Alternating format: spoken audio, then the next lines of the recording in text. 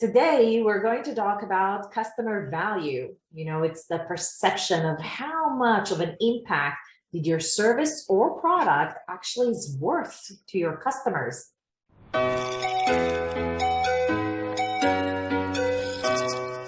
Hello, my customer success friends. Irit Ezips here for CSM Practice, the customer success strategy consulting firm. Today, we're going to talk about customer value. It's the perception of how much of an impact did your service or product actually is worth to your customers.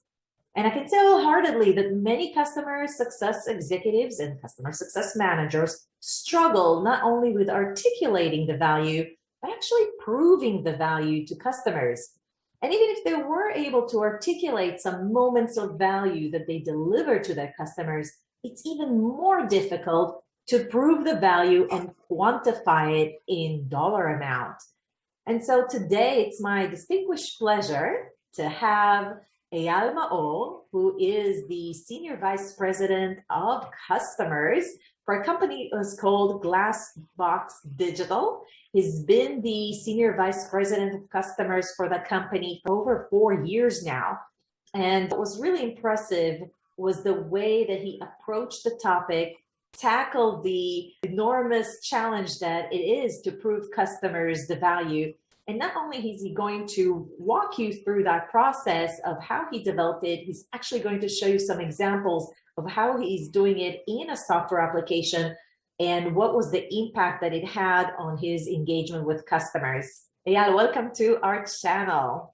Hello, Irit. I'm very happy to be here today. Before we start, I'd like to remind everyone, subscribe to our YouTube channel for all the great videos that we produce on customer success. Before we dive in and you show the examples, what drove you to actually take a stab at it? I mean, it's such a monumental effort to just think about how am I going to prove value to customers? So what was the first step in taking a leap towards being able to have those discussions with customers? Yeah, I think it's time a lot of the activities that we're doing and why we chose to look at the value and to be able to quantify and share the value internally and mainly externally with our customers. We felt that we need to be at the point where elevating the discussion that we have with the customers, certainly beyond, how the customer feels and how the customer engage, and if the customer is kind of meeting the different metrics to see, do we really provide monetized value to our customers that we can justify, in essence, the ROI? And we felt that if we'll be able to quantify what we do for our customers, the discussions that we will have with them will be really at a different level, because now we're talking about money. We're talking about money that we make them or money that we help them to save.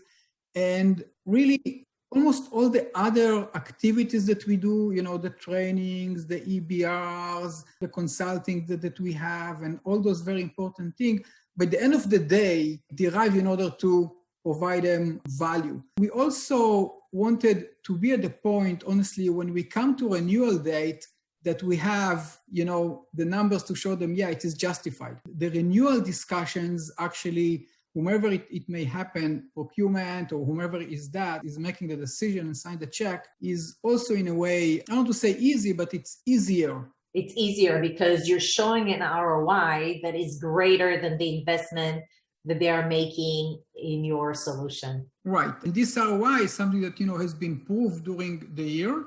And it is not also something that we do to ourselves. It's something that we share with our contacts, the customer. Fantastic. So it sounds like since you've implemented this process, 3 things happened. You partner with your customers in a more meaningful way, becoming a trusted advisor, accelerating the path to renewals or making the renewal process more quantitative versus opinions and feelings. I think what was astonishing to me is that you actually took a step forward and not just armed your customer success managers with an ROI calculator, you actually put that methodology and placed it into a system. Do you mind sharing some of the screenshots of how does that look like, just to give our viewers an appetite for what's coming next? Once you share it, guys, what I'm going to do is he's going to share what does he have right now, and then we're going to break down how did he get to that point in time where he has this dashboard, so we can walk you through the development process as well, so you can do it yourselves as well. Yes. So this is really impactful. So all the ones to the left are obviously customers. And what kind of columns do you have here?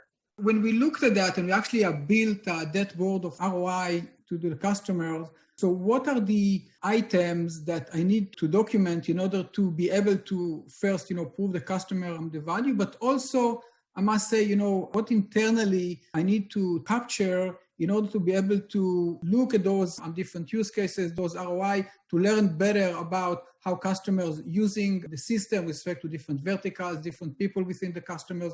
And we built those items that we capture about every use cases, every ROI that they take with the customer. So what you're actually seeing here is the board that we're using, and I'll take you through the main items here. So first of all, it's just very high-level description of the use case that you can see here.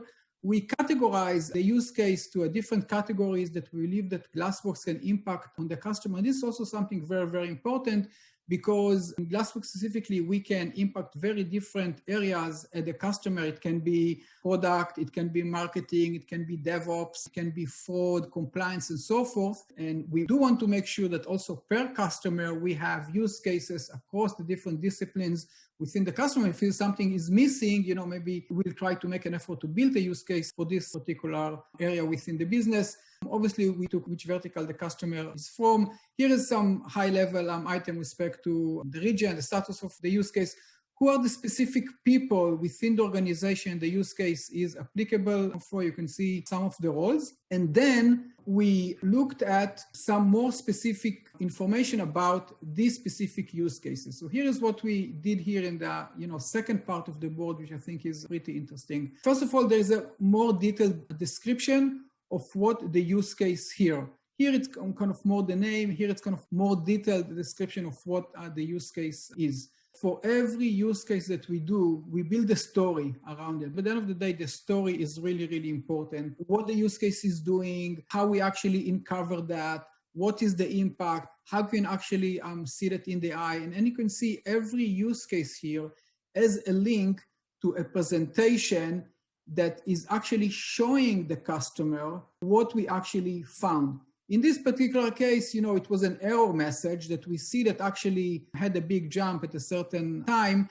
And then we went and we dove down to see why this error message has happened. And from there, you can actually go and calculate how many user interactions, in this case, it's mean 315 sessions, meaning web sessions or mobile sessions, that had this error that resulted in people not be able to complete the transaction they wanted to complete. So you take it from an issue that has happened in terms of the experience of the customer, of the people who are using the customer's website or digital or mobile app, to how many people were actually being impacted by that issue. And then we go and we continue with that number and we look at what exactly was the impact of that particular error. The impact could be maybe that they will not be able to complete a transaction, they may be able to open an account, may not be able to do a checkout in the shopping cart or transfer money or whatever the case may have been. And then to quantify that single item. And this is a very interesting point because I think this is the biggest challenge that a lot of people have, and that's where a little bit of people stuck. Okay, so now how can I quantify that? And that was, I think, the whole shift that we did within the way that we engage with the customers and the discussion with the customer to go down to that number. We need to dive down to that number. And in some cases, it is easy because if it's a shopping cart, so we know what the numbers are and we can see, what is the average number of a shopping cart or things like that. In some cases, it's a little bit more challenging. For example, if I failed to open an account, or if I failed to transfer money, or if I failed to cancel a hotel reservation, not to buy a hotel reservation, what is this impact to the organization? But because we put a lot of focus on that and we did, research around that, and we also consulted with the customers, we were able to come with numbers and to present to the customers. And because of that, virtually every use case that we have, we are able to tag a number for that use case. I want to distinct what you just said, because I think it's a very important point. Many of you might think that you kind of know maybe how many hours you save the customer if you optimize the process, or maybe how many revenues, how many deals they close with your application or whatnot. But it's sometimes hard to put, what is the exact number. If they reduce their labor work from 10 hours to 5 hours, what does that mean? Or if they were able to produce more transactions per month, what does that mean? So one of the things that Eyal has done is actually look online for what is the average standard cost, what is common in the market in terms of the cost of something like that, and then socialize that in the ROI calculator. Is that correct, Eyal? That's absolutely correct. We came with a table of main elements. As you said, what is open account? What is minutes saved in the call center? What does it mean if you cannot complete a certain transaction and so forth? And we put that in the ROI. And then you go and you present it to the customer. One of the biggest gaps that I felt that people on the customer success team hesitate to come with the number to the customer. They felt maybe the number is too high. It won't be believable. And culture-wise, internally, even at Glassbox, it was hard to get the people, the comfort zone, to speak about it with the customer and to raise the number and to show the formula of the calculation and to engage with the customer on that discussion. And then the customer may say, I don't think this was to us $100 each occurrence. It may be only 80. Or let me go and check internally what we believe the number is applicable for my company. And then they come the next week and say, actually it's not $100 as you said. For us, it's only 85. Fine, perfect. We'll change the ROI based on that. It's still the numbers are very, very large. But the great byproduct of that is it creates a discussion around that. And people think that way. And you develop the methodology and the discussion around, okay, let's take what we found and quantify that. So in this example, you had 315 sessions encountered errors. You extrapolated or assumed what would be the average money sent in money section. That's an assumption. And then you could calculate the send money amount at risk.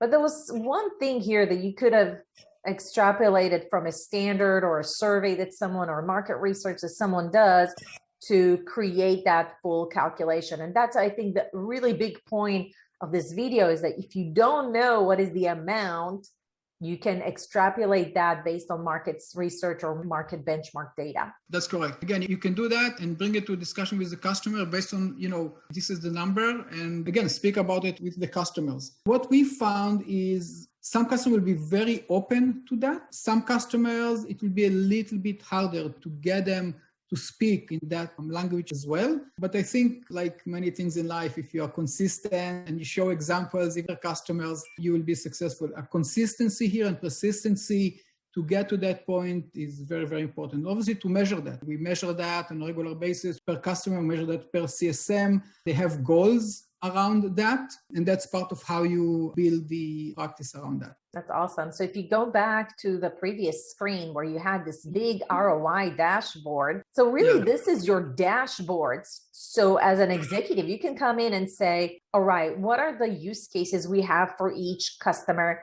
Some of them clearly only have one. Some of them might have multiple ones. And then you add all these attributes in the initial column so you can then even slice and dice the data. We'll see the full dashboard in a minute here.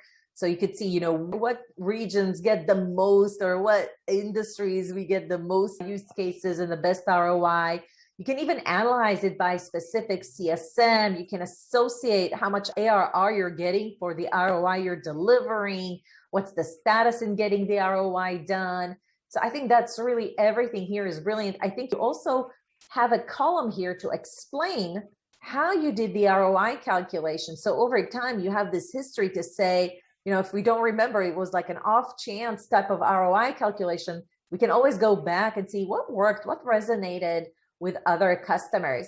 So it's a very complex dashboard, but I think the good news about this one is that anybody can even start building it in Excel or Google Sheets as a starting point. What system are you using actually for this one to track it? We use Monday because we built currently a lot of customer data. I just said maybe two things. As you can see, the column here to the right, it said shared with the customer. It means not only we are building that, but in order for the use case to make it to that board, which is actually completed ROIs or completed use cases, it has to have a V here. It means it has been discussed with the customer, shared with the customer, and again, if it had to be fine-tuned. And yes, you're absolutely right. We can look, because of the granularity of the data we can look at the customer level, we can look at the region level, we can look at the vertical level, we can look at the specific group within the customer. And as I hinted in the beginning, it not only exposes all the work that we do in the field for the customers, it also exposes it internally. So salespeople, marketing people, sales engineer can go and see what is actually happening in the field, what the CSMs are actually happening in the field, what they are working on, how they're actually providing value. And they can use, if they're coming to a new opportunity in a certain vertical or specific use case, they can go and they can filter the board very, very easily and see some real examples that happen, which are very similar to the opportunity they are going to discuss. And again, also there, it takes the discussion level from theoretical, what we could have done, to actually what we have done to customers. Since you have all this information, how are you leveraging the ROI calculation in either gauging the performance of each CSM? Are you tying it to their comp plan? Are you tying it back to the overall health score of each account?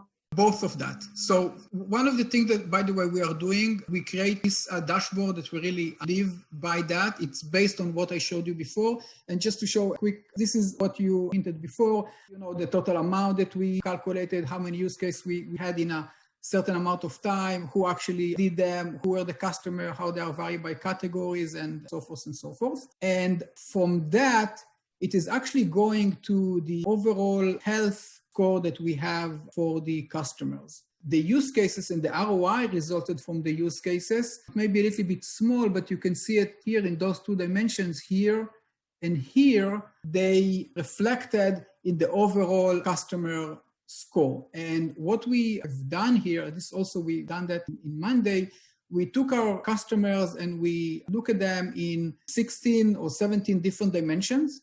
From the regular stuff, how they utilize the system, are they coming to training, do we have EBRs with them, do they give us product feedback, how it goes on the board, and so forth. And also we have an ROI for them, do we have use cases for them, and so forth. We do a little bit of differentiation between the use case and the ROI. The use cases is, do we have use case, and the ROI is, does it meet a certain threshold of money that we want to achieve for that particular customer. And what we did here, again, this is with Monday, we also wanted to continue the momentum of taking the guesswork of how the customer is and actually to put everything in hard numbers and compare to a specific criteria. So actually every dimension that you see here is connected to something and take the data from something. So for example, this is a support interaction. It's actually taking the data per particular customer from our support system, and it sees how, based on a certain threshold that we created, how many tickets the customer has opened, for how long, and based on that, it gets a certain score for that particular dimension, and so forth and so forth and so forth. It can connect, for example, to our training and who is coming to the training, how many, how often, and based on that, they'll get a certain score. And for the case of the use cases and the ROI, it connected to the board that I just showed you before. Every dimension here has a score behind the scene. It is being calculated. Obviously, if it's red, it's the lowest score. If it's green, it's the highest score. It is being accumulated per particular customer. And then, the overall score for the customer is being calculated. Again, it happens automatically. There's really only one dimension here, which is called the CSM sentiment, that he or she can come and, how I feel about the account, which is important, but this is only one dimension out of many, many more. The rest are coming automatically. All right, so you have the ROI calculation in one table, and then that flows directly into the health score and impacts it alongside other dimensions. You also mentioned that you're actually changed the customer success comp plan based on ROI achieved, or is it based on use cases? Can you tell us a little bit about how the comp plan is being impacted by ROI? So as part of the comp plan, there is a number of use cases and value that they have to create on a quarterly basis. That's part of the comp plan, and we still have the regular comp plan of ARR and overall customer satisfaction. But specifically on the use cases part, they have a certain goal of a number of use cases, a number derived that they need to achieve. It's not an annual thing, and that's also important. It's actually a quarterly thing. I'm even thinking to move it to a monthly thing. If someone like you, in your shoes, a customer success executive or customer success operation manager, wanted to take that on, where should they start? How do you come up with a list? I think maybe it's the list of use cases that you can bring about to customers. Would that be just creating that list? Would that be a good first step? I think there are two things that need to happen for that to be successful. One is there has to be a discussion with the customer and to understand what the areas that are important to the customer. And this will drive you to the area of the use cases that you want to focus on. And you need to create that per customer. And then the second thing I think should relate to your specific product and your specific type of customers. What are the items, within the use case that you want to track in addition to the number later on to be able and learn from that and present it to the customer and present it internally? We found, as I showed you, about 10 different attributes that you want to have per use case, but I think it's really derived from your type of product and from your type of customers. But again, the way to think about it is really from the outside, how this will be used internally and externally. As I mentioned, internally is also very important. How do you want the work that you do to be exposed internally? And obviously, how do you want to be able to share it externally? Again, one example that I gave externally is you do want in the use case to see maybe what areas in the business you are missing, because I'm focusing maybe only on the marketing part of the business and I'm neglecting the fraud, for example. So you do in your cases dashboard that you do to see that this particular customer, I may be giving a great ROI, but this part of the business, I'm not doing anything. So, let's start to engage with them and do something with that. So obviously you need to capture that data. So thinking about the expansion opportunities, defining use cases for each area of the business that you can help with when you work with customers. And then, so you really map the use cases to an area of the business or a region. Then you can say, all right, we maybe got 2 use cases, but they're all very narrowed in one business unit of the business. We can really have some expansion opportunities. And then you can have a strategic discussion with your customer success manager around what are the steps that we need to take in order to be able to horizontally add more value and ROI to our customers in other areas of the business. So the approach should be, 1, start from a customer centricity, talk to your customers, understand what use cases they're interested in or they have already gotten with you, create that list, make sure that the list of use cases is then mapped to specific either functional areas or departments within the customer that you work with so that you know that you have the right expansion opportunity. That's how you really map customer centricity to go-to-market strategy. And then you can create that Excel. And then when you add these additional columns, you want to think about attributes that you want to add to that Excel spreadsheet that will help you as a leader slice and dice the data and see where are our weaknesses, where are our strengths, where are some coaching opportunities.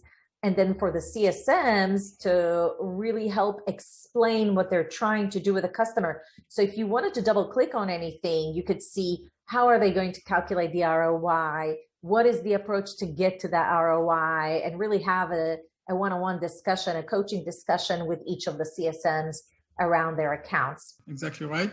If you also attribute that and you categorize it right, as I mentioned, now we have the goals on a quarterly basis. Again, another side benefit of that is when you come to a QBR, right, you can go right there, you can slice and dice the data. And as I said, the presentation is there, the data is there. You can just add it to the slide that you have. And normally in the QBR or the EBRs, there are people who may not be familiar with those use cases. And it's almost cut and paste, right, to present to them because a lot of the work has done. The work has been checked by the customer that you work with on the day-to-day basis. So there is a buy-in for the calculation, for the validity of the use case. Again, it's also shortened that time a lot. By the way, in many cases, we also are trying to have the customer actually present themselves, which is also very, very powerful. So it sounds like in addition to just having the use cases defined and how are we going to calculate ROI, whether we're going to use external data or internal data from your system, key point to making and approving value to customers successfully is collaborating with the customer around defining that ROI. So we can present what we think, but then at the end of the day, it's that discussion point that's really important. Not if we nailed it exactly, but actually, did we have that discussion, better understood their business, if they made any objections to the way we calculated it, and then be smarter for the next meeting, expose other use cases that are legitimate because now we showcase success in one area of the business. So kind of like open the door for additional successes. Exactly. If there are any objections, obviously we hope to solve them before, for example, we come to the EBR and the QBR, right? Because at this point we do have the buy-in, we did review it with our day-to-day contact with the customer. So, it's fully cooked when it's presented to executive or to higher ups during the QBRs or the EBRs or any other customers, yeah. Nail the prep, right? Do the work centrally and internally. Incorporate the ROI calculation discussions with the customer, and then internally weave that ROI calculation and number of use cases achieved in your overall health score assessment and bind it into the comp plan so that you highlight how important it is in terms of how you gauge the performance of a CSM and really tie it to what is most important for them, among other things, which is their comp plan. Yes, correct. So thank you so much, Eyal. So many insights, great visuals. Hopefully we inspired a bunch of customer success leaders to take a stab at something that's really hard to do, which is proving value to customers and creating ROI calculators. Thank you so much for sharing your insights and experience with us. Thank you very much for having me. It was a pleasure. Okay, guys, watch the description of this YouTube video. There's going to be a downloadable link to download what you've seen in the screen as an Excel spreadsheet so that you can get a head start on creating your own ROI dashboard. I'll see you at the next video.